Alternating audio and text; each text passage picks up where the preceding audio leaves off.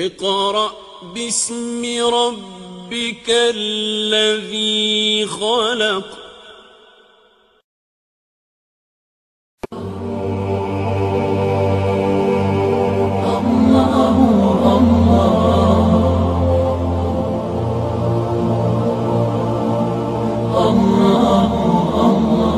كان بعض الصالحين من أهل الحبشة قدم على بعض السلف وقال له: يا شيخ. قال: نعم.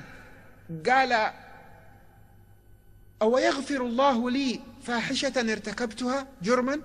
قال: نعم إن تبت وصدقت. فشكر الله وظهرت آثار الفرح على أسارير وجهه، ثم مشى خطوات ثم رجع وقد تغير وجهه. فقال له ذلكم عالم من السلف: ما الذي حصل؟ قال: أو كان ينظر إلي عندما كنت أعصيه؟ قال: نعم. فصرخ صرخة خر ميتا من ساعته بسببها.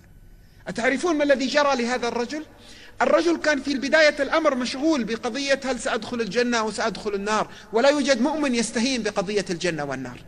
لكن الرجل لما سكن روعه من قضية الجنة والنار بأن الله سيغفر له إن تاب، استيقظ في داخله معنى أعمق وأعلى وأرقى وأكبر وأدق، وهو معنى المعاملة مع الله. معنى هو كان ينظر إلي وأنا كنت أفعل كذا وكذا. أيضا معنى آخر: سترني.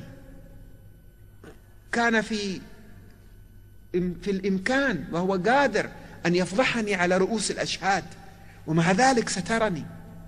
مسألة أخرى: استمر يواصلني بنعمه. الأب وهو أب والأم وهي أم، إذا استمر الابن في الأذى والمخالفة والعصيان يأتي وقت يقول: خلاص لست بأبيك، تقول لست بأمك، اذهب هات السيارة التي اشتريتها لك، أنت لا تستحق. يسلبه النعمة التي أعطاه إياه. لكن رب العزة لا زال يعطيك وينعم عليك ويتفضل، وهو مع ذلك يكرمني ويمهلني وأنا لا زلت أعصيه.